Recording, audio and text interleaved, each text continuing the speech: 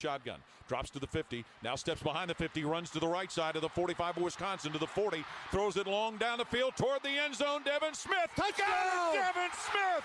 He's got it for a touchdown in the middle of the end zone. Got behind Marcus. Ladies and gentlemen, welcome back to patreon.com/the Derrick Lamon Experience, as well as Apple Podcasts, Spotify, YouTube, iHeart, etc., etc. Of course, this is College Football Weekly. Welcome back. After another fun-filled Saturday, we're getting very, very close. We are 2 weeks away. Thanksgiving is not this week, but it's the next week, and we know what that means in college football. It is the game, Michigan, Ohio State. It is the Iron Bowl, Alabama, Auburn. It is the Egg Bowl. It's the Civil War. It's every other goddamn game you can think of. This is college football. November is where it really, really starts to matter. Well, it matters all year, but it really matters now. So, before we get into everything really quickly, it's, I guess, Black Sunday. In the NFL, the day after the day after the end of the regular season, they call it Black Monday because that's when most of the coaches are fired. We're going to call this Black Sunday. So, I'm going to start with the smaller ones. Penn State fires offensive coordinator Mike Yurcich. Jawan Sider and Ty Howell named interim OCs. Quote, "We thank Mike for his contributions over the last 3 years, but feel it is in our program's best interest to make a change at this time. We wish him and his family nothing but the best in the future," James Franklin said. Remember last week, Lincoln had to get rid of Alex Grinch. More on the USC situation later. Also, Boise State defensive DC Spencer Danielson named interim coach for the rest of the season. They did go ahead and move on from Avelos. And they're still in the hunt for a conference title, by the way. So it's like, what the fuck? The statement, quote, "I am grateful for the passion, effort, and dedication Andy Avelos has given to our community and his alma mater while serving as our head coach," AD Jeremiah Dickey said. Quote, "Andy will always be a Bronco, and we wish him and his family all the best in their next steps." So the situation with that, I'm gonna get into that one first, and then we'll get into the big one. Of course, Boise State fired football coach Andy Avelos on Sunday with the school at 5-5, in danger of the program's first losing season since 1997. Dickey named defensive coordinator and longtime Boise State assistant Spencer Danielson as the interim coach. Avelos went 22-14 in his 3 seasons at Boise State, including a 10-4 season that resulted in him being named the 2022 Mountain West Coach of the Year. At no point during Avelos' 2+ seasons was Boise State ranked in the Associated Press poll. The Broncos' 19-year streak of being ranked ended during his first season in 2021. Boise State was one of those teams. They were they were one of the first, or was it Utah, the first team that crashed the BCS from a non-power conference, or what we call now a group of 5. 3 Fiesta Bowl wins, and then they started scheduling outside of their conference really good non-conference games. They were opening up games on in primetime slots and stuff on Labor Day weekend. So Boise State had become one of those teams. In my opinion, and I've said this multiple times on this podcast, they should have been looking for an invite to a Power 5 conference. They would have fit really well in the Pac-12. Utah got that invite, and it's crazy, but it's like Utah is also another one of those teams, and now look at where Utah is as far as what it's done and elevated that program to. This season, Boise State is 4-2 in the Mountain West and winless in non-conference FBS games, getting blown out by Washington and falling to both UCF and Memphis. Those are both the Washington game. I get it. Washington is really fucking good. The UCF and Memphis game, I feel like both of those games were winnable, and I can see why, what just happened. UCF, however, just hung a bunch of points on somebody. We're going to talk about that in a second. Avelos' firing comes in the wake of Boise State blowing out New Mexico on Saturday night. Last year, Boise State reached the Mountain West title game after a mid-season staff change at offensive coordinator in the wake of a loss to UTEP. Under coaches like Chris Peterson, Brian Harsin, and Dan Hawkins, Boise State emerged as one of the sport's disruptive darlings, threatening the national championship picture, winning 3 Fiesta Bowls in recent years, 2006, 2009, and 2014, and also rising to the top 5 nationally in the Associated Press poll in 5 different seasons. Ultimately, Avelos' performance came up short of the standard he helped build as a former Boise State player from 01 to 04 and assistant coach from 2012 to 2018. I kind of feel like there's a Boise State guy who is an offensive coordinator in the NFL, Boise State alum, left-handed QB. Kellen Moore, I feel like he's going to get a call. Avelos has strong ties to the school as he coached or played in 14 bowl games as a head coach, assistant, or player. He had a successful stint as Oregon's defensive coordinator in 2019 and 2020, which led to him being tabbed as Boise State's head coach. Boise State has 2 games remaining in the regular season as it has a chance to clinch bowl eligibility at Utah State on Saturday and at home against Air Force. So it just kind of sucks. Let's see where Kellen Moore. Last time I checked, he was the OC for the Cowboys. Where's Kellen Moore now? Oh, he's the OC for the Chargers. Yeah, I don't know, man. I just go back home. If I'm gonna tell you this right now, if Boise State doesn't even entertain the idea of calling Kellen Moore, they have not done their due diligence. He's one of the most successful players to ever come out of that program. He's proven himself in the NFL as a worthy offensive coordinator. And I think if he comes back, he could definitely put some eyes back on the program. Now, the question is, can he recruit? That's the big question. He's 35, so he's young enough to kind of go into the living rooms of these families and get on the same page with some of these parents as well as some of these kids. At 18 years old, 35, we all had an uncle that was 35 or an aunt that we really thought were really dope when we were about 18. And he's probably the age of some of these parents. I think that Kellen Moore would be a great hire. I don't know if they're going to call him, but I don't think they'd be doing their due diligence if they didn't reach out. I'm just saying. And then there's the big one. This one, when I got up this morning, I watched some TV while I rested before I had to get ready for work. And this one came across Twitter. I'm not calling it X, and I don't give a fuck what you guys say. I'm calling it Twitter still. Jimbo Fisher fired by Texas A&M to receive record buyout. That's right. Texas A&M fired coach Jimbo Fisher on Sunday morning, a move that resets the paradigm for coaching buyouts and opens up one of the country's most tantalizing jobs. I'm going to pause right there. The way that people just gobble at the hog of Texas A&M blows my mind. They're a good program, decent program. They're not a blue blood. Sure, there's a lot of oil money backing them from the booster standpoint. They're not Michigan. They're not Ohio State. They're not Notre Dame. They're not Alabama. They're not even Auburn. They're not Texas. They're not Oklahoma. They're not Florida. They're not Florida State. They're not even Miami. All of those teams I've mentioned have multiple national championships. I'm sure Texas A&M has some. Let's see. How many? Texas. 3 national titles and 18 conference titles. Okay, let's see when the national titles were.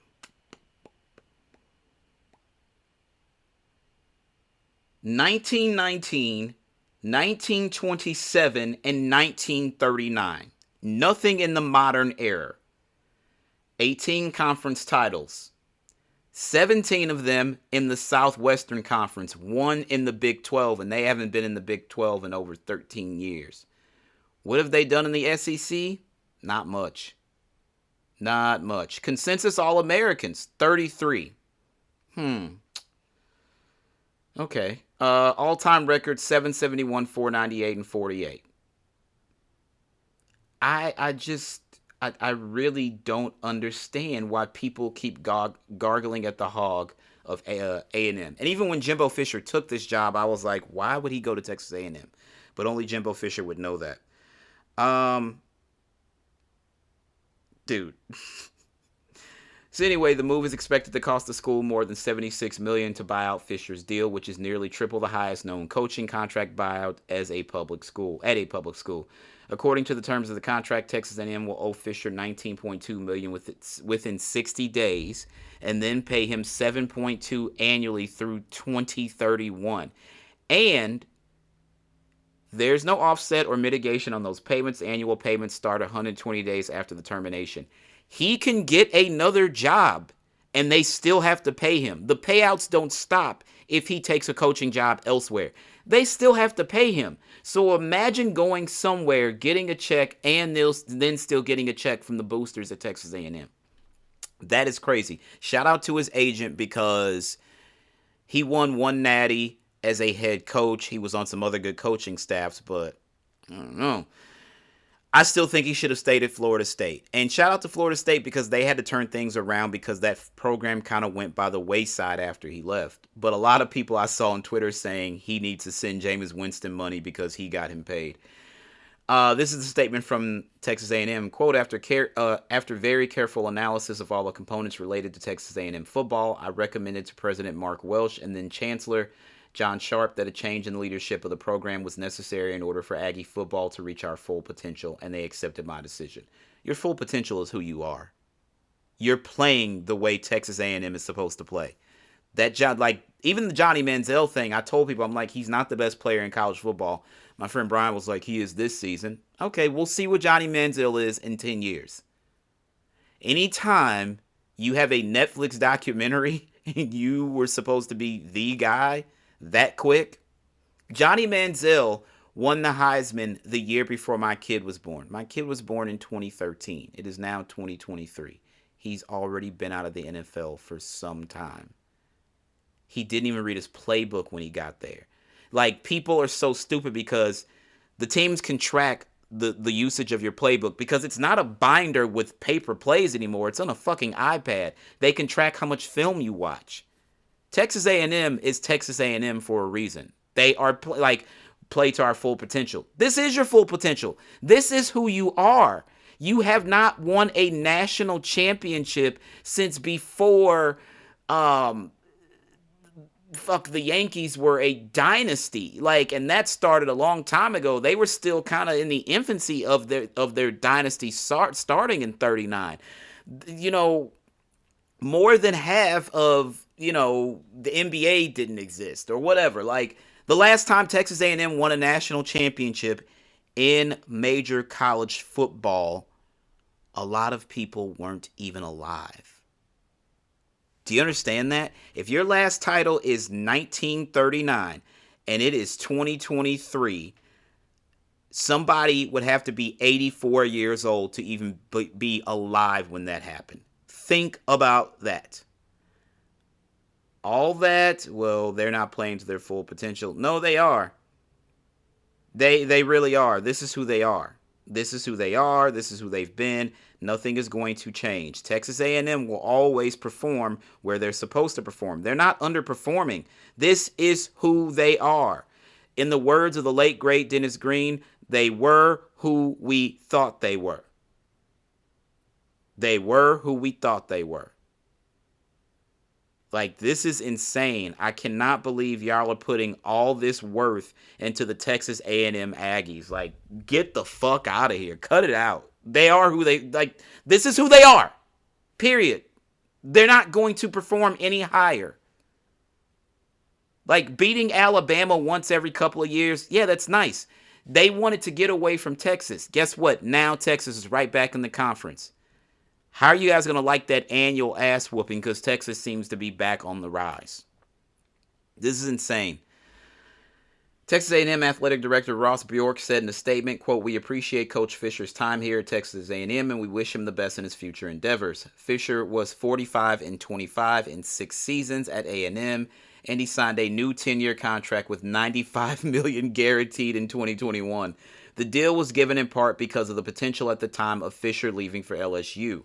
That was the great exodus. Brian Kelly left to take the LSU job. Okay, so USC fired Clay Helton, and then that started the ball rolling. And then Brian Kelly name started coming up. Jimbo's name was definitely coming up for Texas for LSU. Lincoln goes to Southern Cal. Brian Kelly goes to LSU, and then Venables leaves Clemson and comes to Oklahoma. It was a coaching carousel if I've ever fucking seen one. All the big boys were out there because there were blue blood programs available. Coach O, 2 years after winning a national championship. Think about this.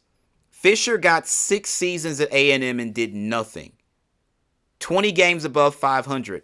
Ed Orgeron won a national championship at LSU and was gone 2 years later, right? Like, the game is the game. It's not Jimbo Fisher's fault. With all the money and resources in the world, Texas A&M is still a mid-tier program in a Power 5 conference. Again, somebody would have to be 84 or older to have been alive the last time they won a national championship. So let's chill the fuck out. Fisher was informed of the school's decision in a meeting Sunday morning, sources told ESPN. Associate head coach Elijah Robinson will serve as the Aggies' interim coach, sources said. The move comes in the wake of Texas A&M being 6-4 overall and 4-3 in the SEC, winning 51-10 against Mississippi State on Saturday. But sources told ESPN that Fisher's fate was largely decided before the game. Apparently, this meeting happened on Thursday, and you would think that it's crazy that it took till Sunday to come out, because I remember there was a meeting about letting Les Miles go, and we knew about it all day. And Les Miles was kind of emotional when LSU won the game, and they asked him at, whoever, ESPN, CBS, whoever had the coverage of the game was like, there's been these rumors. He's like, I'm not concerned about that. I'm going to go over here with my team and sing the alma mater. And they ended up keeping him. And then a couple of years later, he was let go. But usually these things get out because people can't keep their mouth shut. And obviously because the AP. Everybody wants that scoop. The steps towards removing Fisher began in Texas A&M Board of Regents meeting Thursday. As I stated, sources said an executive session included a 4-hour discussion, much of which was dedicated to Fisher's future. Here's my thing. I know he had the number one recruiting class. 2031, yeah, oh boy, that's 8 years away. They're not going to get any better. You're paying a guy to go away. And because of his agent, you guys gave him that ridiculous contract, and he can take a job elsewhere. He can be a coordinator for a while and then get another head coaching job and then double up on the salary. Like, Texas A&M is so fucking stupid. The timing of firing a coach so close to game day didn't work, so the school pushed out the decision until early Sunday. The move right now means that Texas A&M will not have a chance to finish 8-4 under Fisher and inject optimism with a talented roster and injured quarterback Connor Weigman returning. Sources have constantly pointed to the amount of talent at Texas A&M and on the roster, as the Aggies have been one of the most aggressive schools in NIL. Recruiting and drafting are both a crapshoot. You can look really great at the level before and get to the next level and do nothing. From high school to college and from college to the NFL. And that's not just football. That's baseball. That's hockey. That's everything. You can look great at the level below. Oh, this kid looks like a star. And then it doesn't translate to the next level. I'm telling you that right now. I don't think it's Jimbo Fisher. I don't think it's a Jimbo Fisher problem. I don't think the culture is great at Texas A&M. Look, whatever. I certainly wouldn't send my kid to college there. Just saying. Since winning the Orange Bowl and finishing number 4 in the Associated Press poll in 2020, Texas A&M has gone 19-15. The Aggies have not won the SEC West or played in the college football playoff during Fisher's tenure. They play Alabama. They're in the SEC West with Alabama. And that's now going to include their friends, the Longhorns, and the Oklahoma Sooners as well. The upcoming decision over whom to hire at Texas A&M marks a collision of a school with among the highest resources in college football that has consistently failed to maximize them at the sport's highest level. Oregon's Dan Lanning and Washington's Kalen DeBoer might be targets in the Aggie search. Quote, they're going to go big, a source told ESPN. They went big this time and it didn't work. Following Fisher's dismissal, Texas A&M players will have a 30-day window to enter the transfer portal. Freshman wide receiver Raymond Contrell, who has one reception this season, announced on X, Twitter, fuck him, that he will put his name into the portal.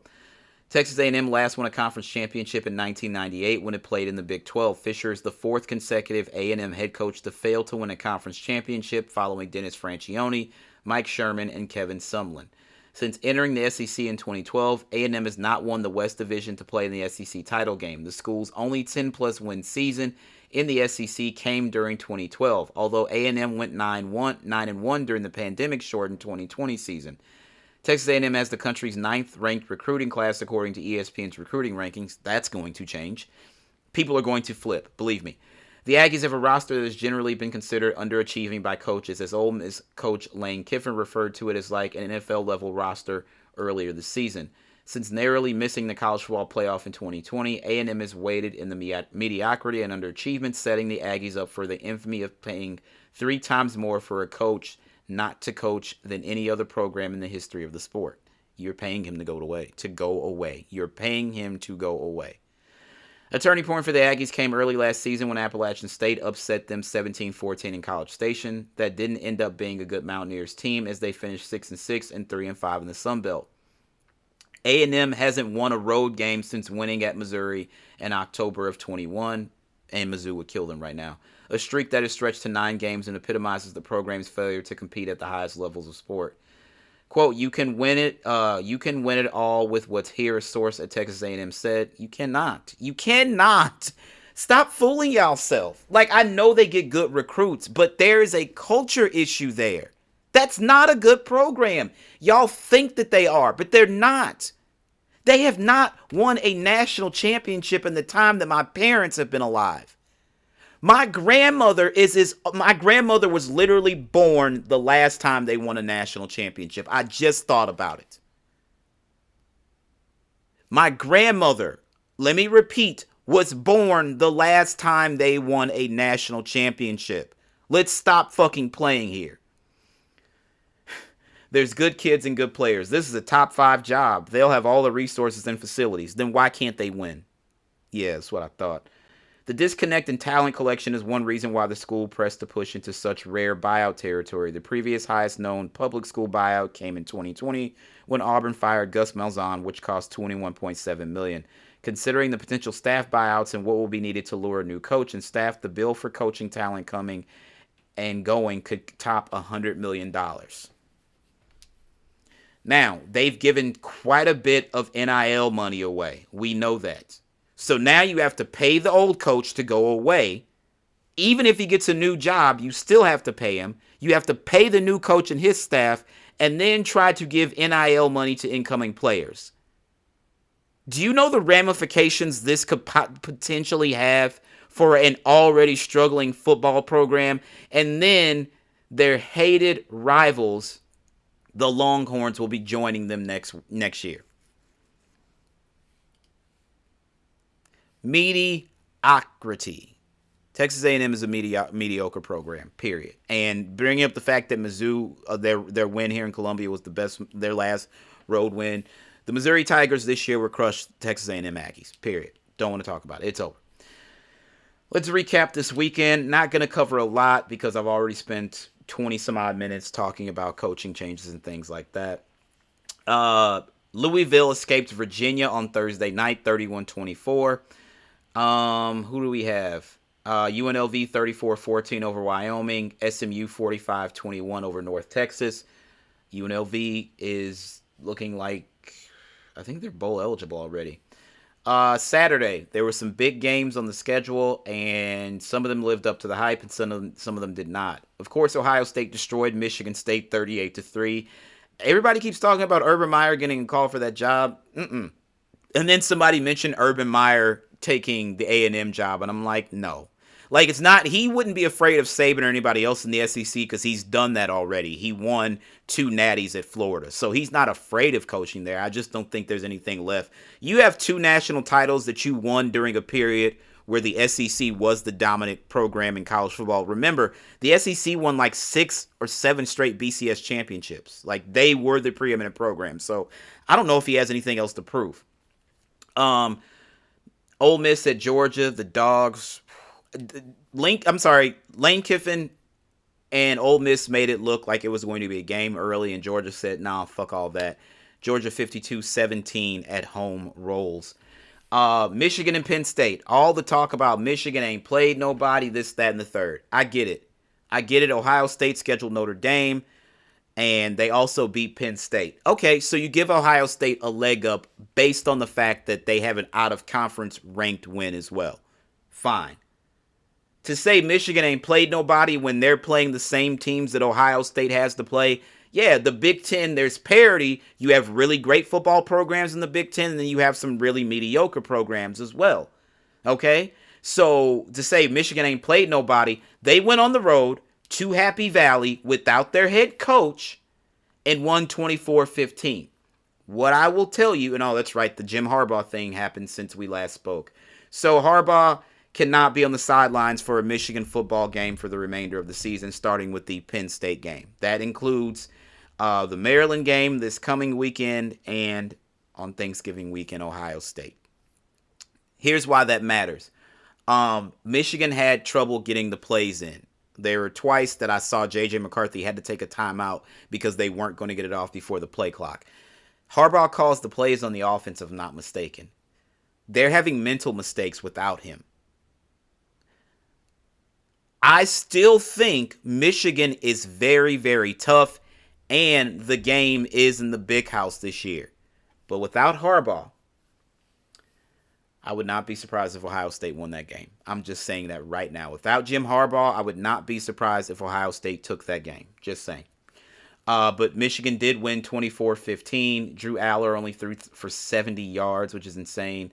Blake Corum was the man of the afternoon, 145 yards on the ground. Busted his head open and kept running. Michigan proved how tough they were. Now, a lot of people are saying, well, Penn State's not anybody. Penn State's mediocre. Penn State is still going to win 10 football games, you guys. They play in the Big Ten East. They have to play. It's just like, here's the thing. A&M is mediocre for different reasons. Everybody's like, well, they got Alabama in their division. Fine. That's perfectly fine. They last won the Big 12 in 1998. The Big 12 was formed in 1996. So think about that. They've been part of the SEC since 2012.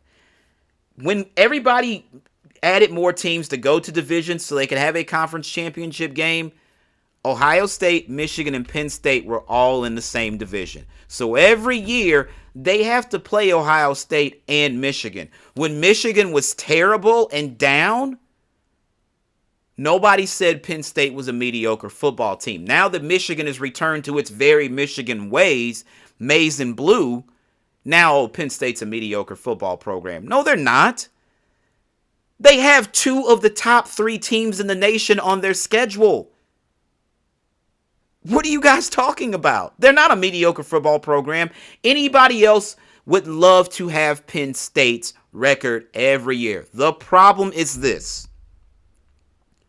You have to beat your rivals. There are some coaches who have a great regular season, bowl eligible early, bowl eligible by October, and then they can't get it done in the rivalry game. Right? Jim Harbaugh clearly turned around Michigan football. They were in dire straits when Jim Harbaugh got there. And he's getting them bowl eligible, getting them into New Year's Six bowl games. But what couldn't he do? Until Urban Meyer left, Jim Harbaugh did not beat Urban Meyer head to head in the game. Right? And when we got to the one where he finally won, when Ryan Day was coaching, people were saying going into that weekend, Jim Harbaugh's job is on the line. If Michigan doesn't beat Ohio State this weekend, Harbaugh's going to be fired. It doesn't matter that they're bowl eligible and they're going to end up in a good bowl game. If he doesn't beat Ohio State, he's out of here. Right? That's what we're talking about. That's how it goes. Like Lincoln Riley is on the ropes right now. If he beats UCLA, maybe some is forgiven, but obviously changes have to happen. If he loses to UCLA after the fucking season they've had, he's on the hot seat going into next year. They paid him way too much to dismiss him now. He's only 2 years into the contract. He should have got rid of Alex Grinch much earlier. They have to have a defensive renaissance next year. Because if they come out next year and do the same thing they did this year, he might be gone. I don't think his buyout is nearly as much as Jimbo Fisher's was. So Penn State's not a bad football program. They just have the displeasure of having to play Michigan and Ohio State because of the way the divisions are set up. And then you can add to that next year Oregon, Washington, USC, however the schedule plays out. It's only going to get tougher. The Big Ten and the SEC are going to be complete battles of attrition. The good thing is that the playoff goes to 12 teams next year, so even if you lose 2 games, you could still possibly get in. Not this year, though. No two-loss team is getting in. Not this year. So Michigan is 10-0 for the 3rd time, and actually this is the first time since I think maybe Bo was there. Hold on, let's see. Michigan 10-0 for the first time since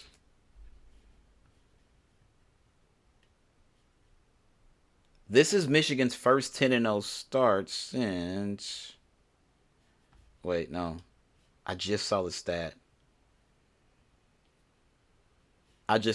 Yesterday. I can't remember, but this is a historic ride for them. Now everybody's saying, well, they stole signs. Well, yeah. Word is that their signs were being passed around amongst teams in the Big Ten. Some of these same teams that were like, well, they're at an advantage and our kids are going to get hurt. Oh, so it wasn't an advantage when you guys were sending their information all around the fucking conference? Make it make sense. That's all I'm saying. Florida State and Miami was Florida State and Miami. However, Florida State pulled it out, so they are still undefeated, 27-20.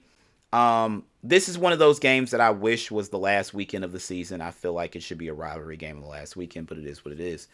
The game of the afternoon to a lot of people, number 18 Utah at Washington. Utah is real. They've been real, but they're really real now because I was never a big Cam Rising fan. A lot of people thought they would falter without Cam Rising. They gave Washington everything they could fucking handle. The schools that will be the Big 12, which will really be 16 of you or whatever, but the Big 10 is going to be 16 or something like that. And the SEC, thank God the SEC doesn't have a number in their name because these conferences are not what they used to be. You teams that are going to be the collective Big 12 next year, you're on notice. And I wouldn't be surprised. I think Cam Rising might get a medical red shirt, so he might play next year. But you guys are on notice because Utah is a fucking tough football program, man. They are tough. And then, of course, we got to talk about, who. The Trojans went on the road to Oregon, to Outson, and which the University of Oregon is beautiful. I can attest to that because I was just there in August. It's absolutely beautiful. I enjoyed Oregon. Oregon, you have my heart. I miss being there. The people that I met and spent time with who basically became family. I love you guys. I miss you. It's close. This game was closer than I thought it would be. USC only lost by 9, 36-27 win by Oregon. They're still positioned. They're one of the best, teams in the nation. They ran up against a really good Washington team. It looks like they're going to have the opportunity to try to get their lick back in the Pac-12 championship game. So, USC, I just don't know. Lincoln Riley, man, you're on the hot seat next year, period. I don't give a fuck. Saw a video on Twitter today, 2 videos. This guy posted of his sister screaming at Lincoln when they were coming out the tunnel to start the game, and then when they were going back in the tunnel at the end of the game. She's like, "You suck. I still love you, but it's still Boomer Sooner." And then coming back, she's like, "You fucking suck, Lincoln. That's why Oklahoma's better without you." I'm like, Jesus Christ. Somebody was like, "Look, the message and the delivery is a little crass, but, Boomer Sooner." And I feel the same way. I don't hate Lincoln. Being a Sooner fan as well as a Trojan fan, I was very mixed about that one. I felt like this was going to leave the Sooners in a very bad position, and it did. I'm not going to lie. Hopefully starting to put it back together. We'll see what happens, but there's going to be wholesale changes at USC this offseason. But the sad thing is they held him to 36, and that's crazy to say because people were like, they gave up 36 fucking points. Yeah, but did you see what they've been giving up all season? They gave up 38 to San Jose State to open the season. And I said something then. Everybody's like, it's San Jose State. Right, it's San Jose State. You gave up 38 fucking points to San Jose State.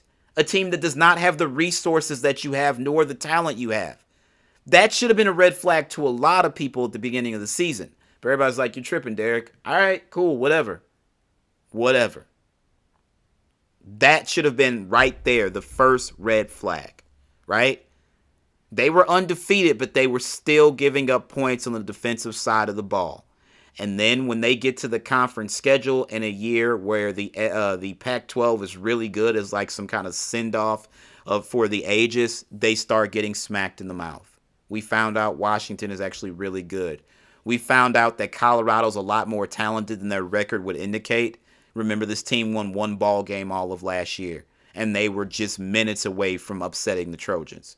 We found out a lot about the Pac-12, and they're not through that gauntlet yet. And again, if they lose to UCLA, it's not going to be pretty. That one's not going to be pretty.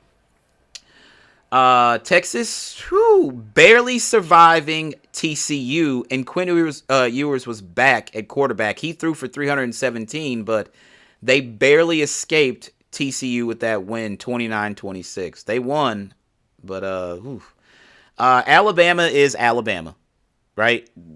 Chicken Little, the sky's not falling. Everybody was worried earlier this season. 49-21 against the University of Kentucky. They have punched the ticket, and so has Georgia. No matter what happens these next two games, Alabama and Georgia will play for the Southeastern Conference Championship in Atlanta first weekend of December. So this is where we are. Stanford and Oregon State. Stanford have been giving some problems to some teams, namely Colorado. Colorado should have one more victory than they have, right? I knew once we got into the conference schedule, they were going to have issues. I told people that. And I told people, they're like, well, they got Oregon and USC next. I was like, USC, they could actually beat. Everybody's like, you're nuts.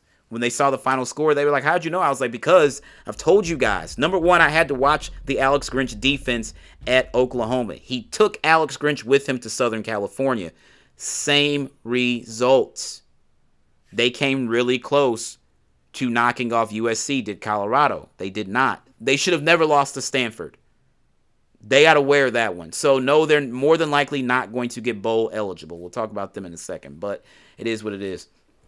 Oregon State put the boots to Stanford, 62-17. 62-17, Jesus Christ. And then the number 13 and number 14 teams in the nation. I want to say this. Hooray, hurrah, Mizzou, Mizzou. Hooray, hurrah, Mizzou, Mizzou. At home against a team that put up 60 on us last year. In Como, blackout. The Tigers stood up to the test. I told people we're better than Tennessee. Everybody's like, you're bugging. Our only two losses are to who? LSU, who probably has a Heisman Trophy quarterback. Jaden Daniels looks like that dude. Let's see. Jaden Daniels, not to get ahead of myself, but fuck it. LSU played Florida, 52-35. Jaden Daniels, 372 yards in the air. Jaden Daniels, 234 yards on the ground. We lost to the guy who more than likely will win the Heisman. And it was close. We were leading most of the game. And then we lost to, who's our other loss? Oh, yeah, the two-time defending national champion Georgia Bulldogs. And we fought them.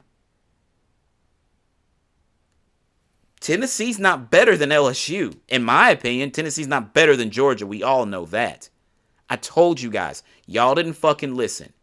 Mizzou is now 8-2. Shout out to the homie. Shout out to the boy Brady Cook. Also, 7 points. 7 points is what we held him to. I want to know what the line was.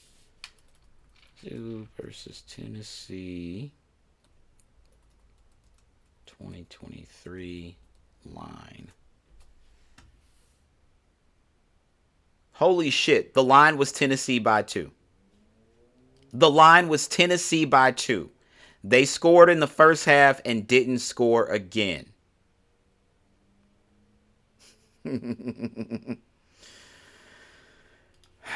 Hooray, hurrah, Mizzou, Mizzou. We are now 8-2.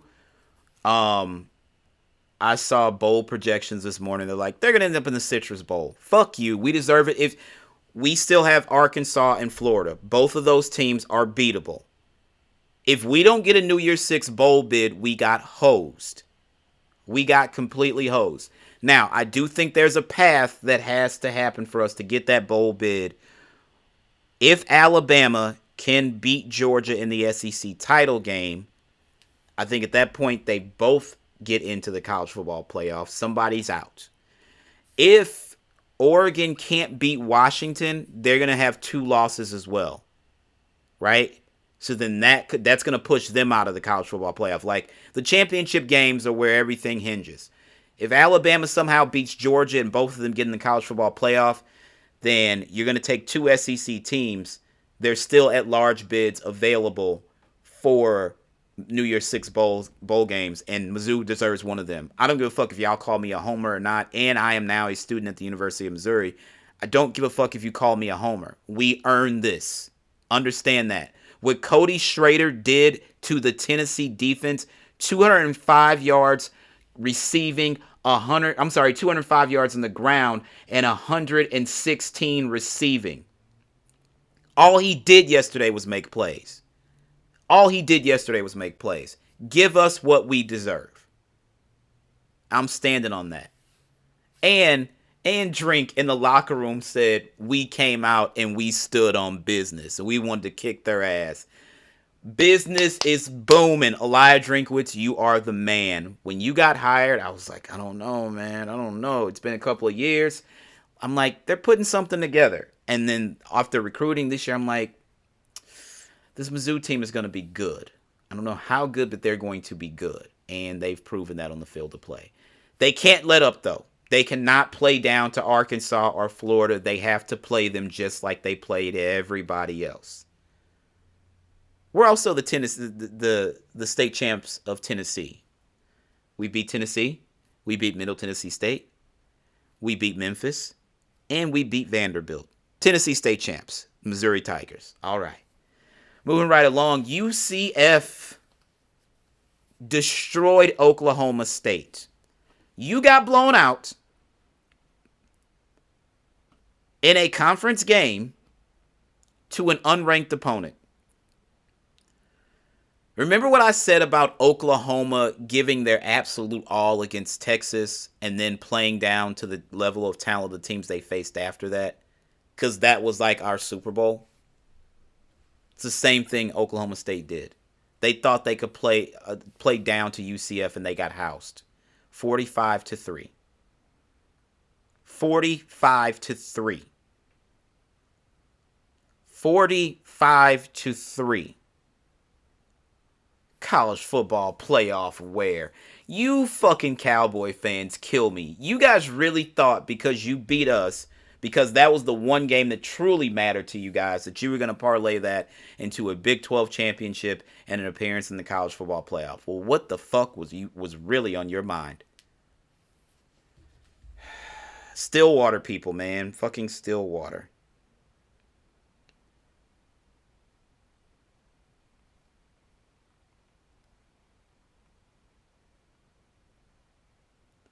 I don't know, man. I just don't fucking know. You lost, though, and you lost bad. So here we are. Texas Tech 16-13 win over KU.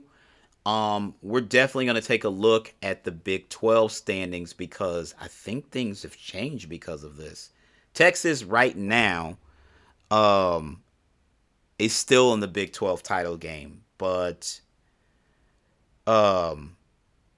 this Kansas loss and the Oklahoma State loss, this could do something. We have to take.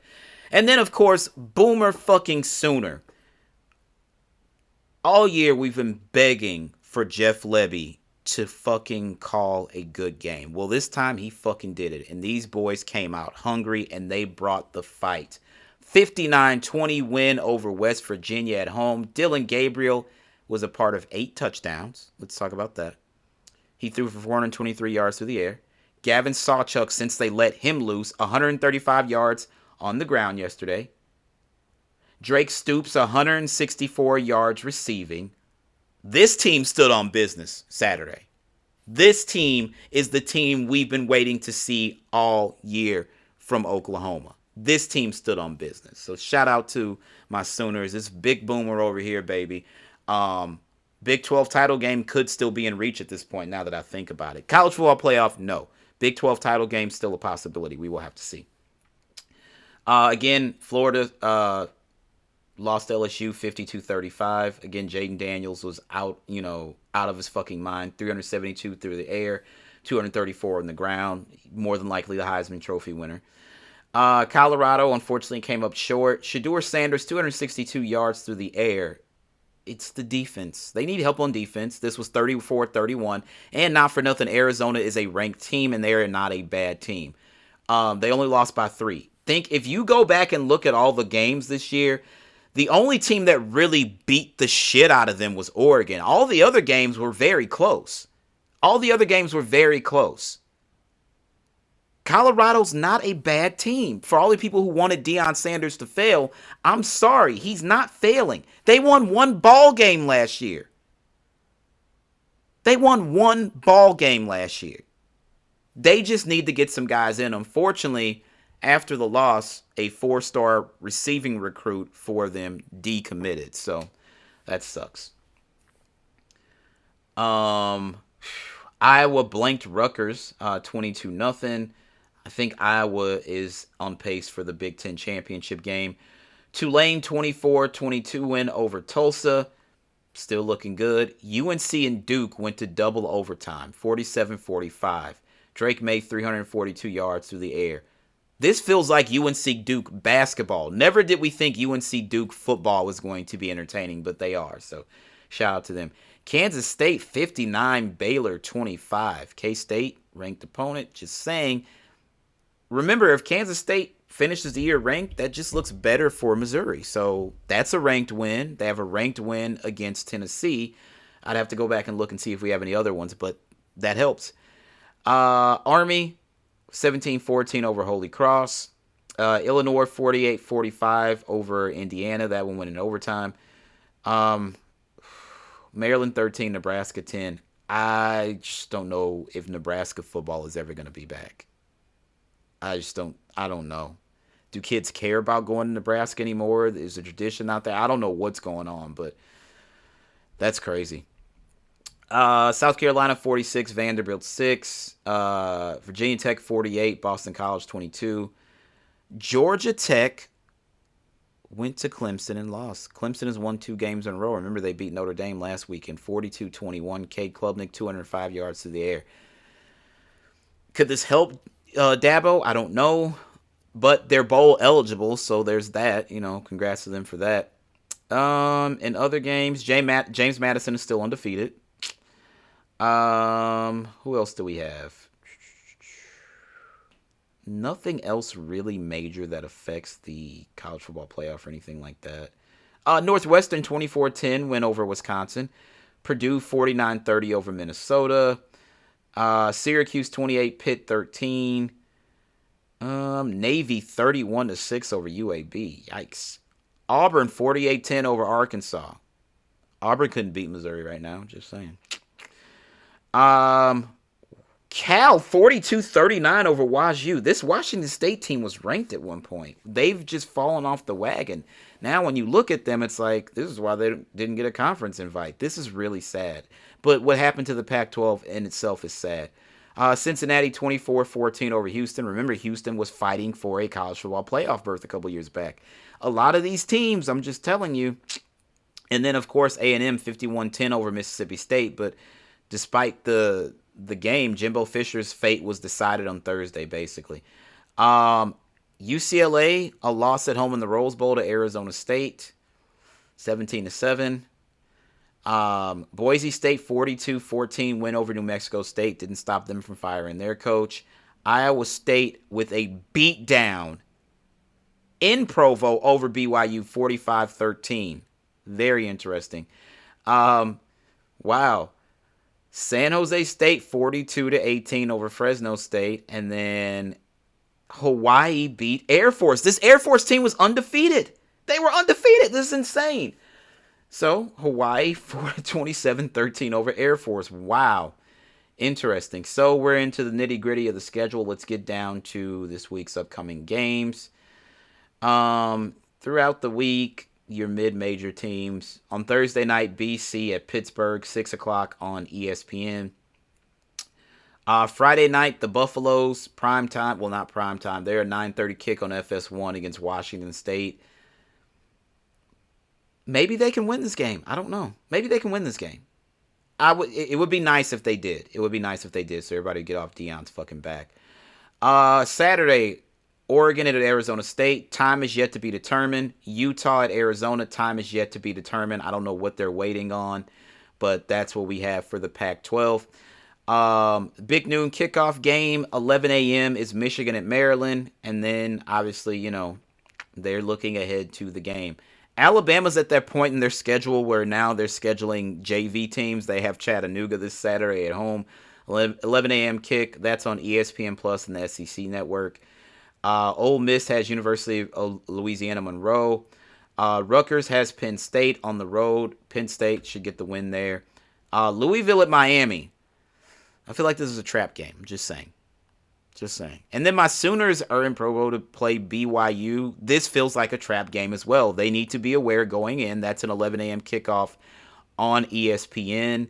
I hope Brent really talks to the team because I feel like they could go in high off of what they did against West Virginia, and this could be a trap game.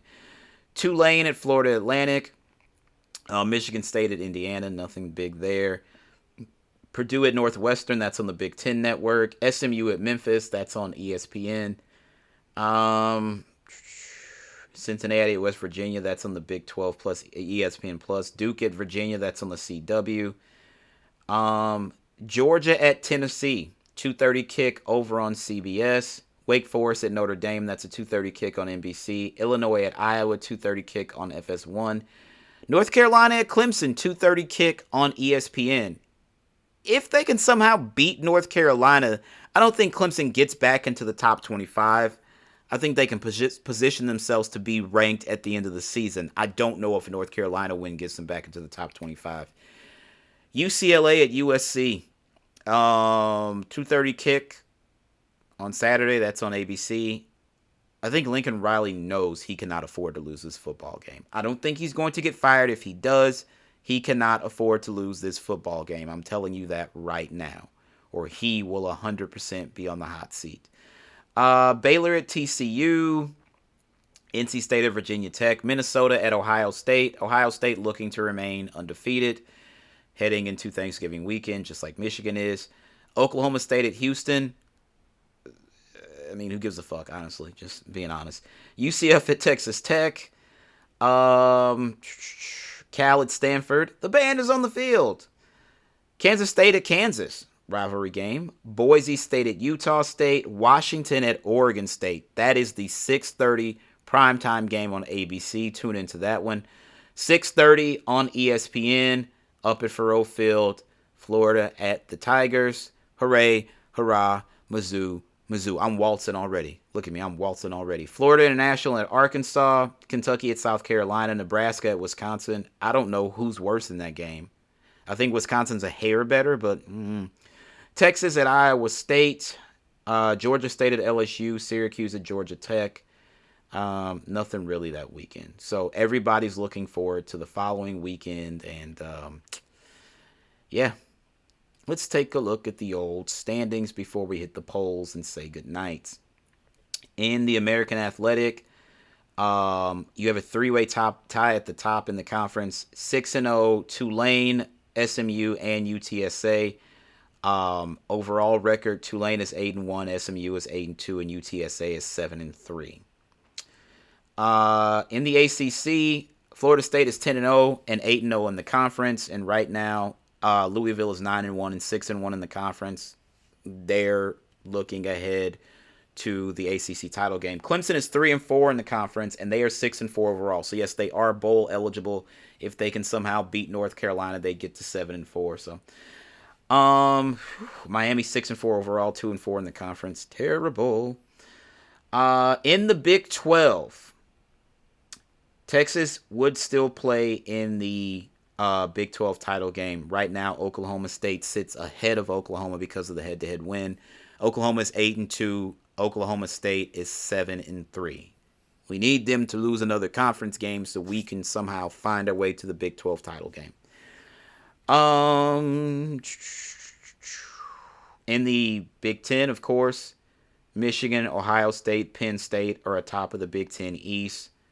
Penn State is 5-2, and of course, their only 2 losses, Michigan and Ohio State. Both of those teams 10-0, 7-0 in the conference. They're in a collision course.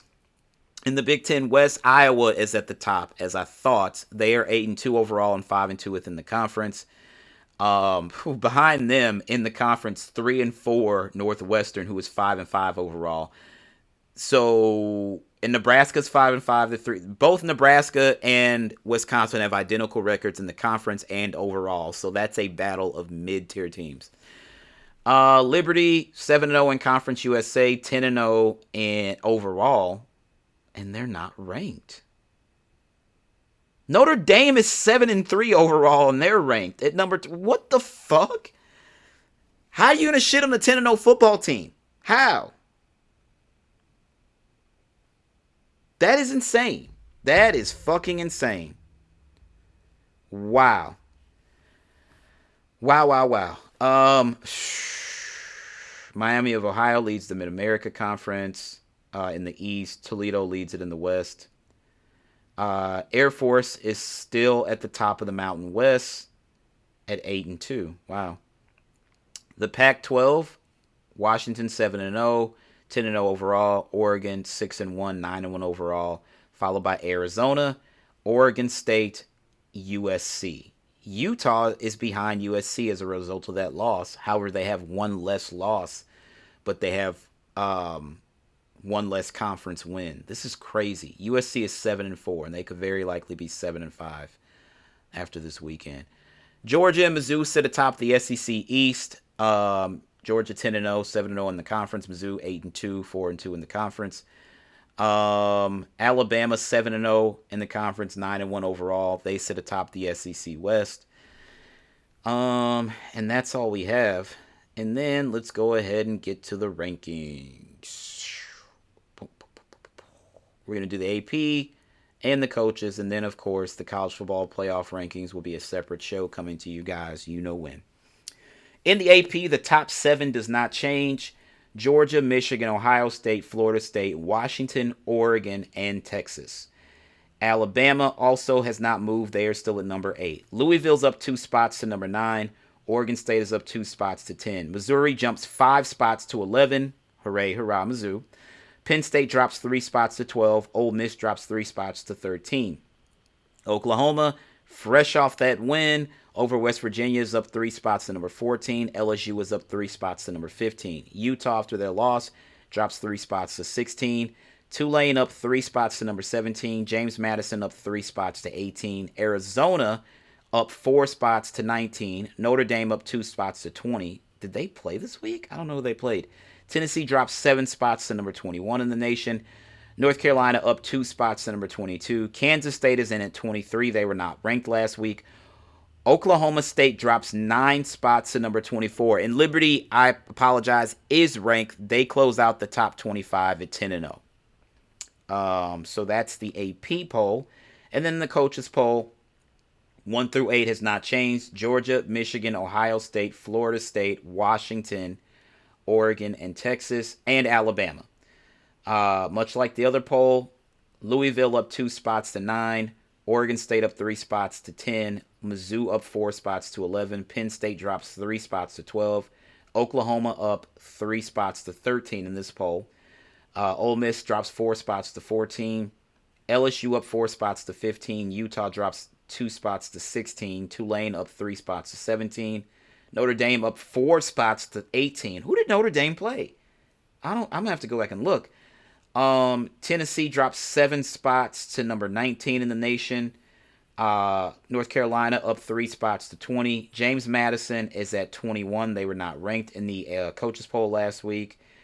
Arizona up 2 spots to 22. Iowa not ranked last week at 23. Kansas State not ranked last week at 24. And Oklahoma State drops 8 spots to number 25 to close out the poll. Who did Notre Dame play this week? Because I really don't remember them playing anybody.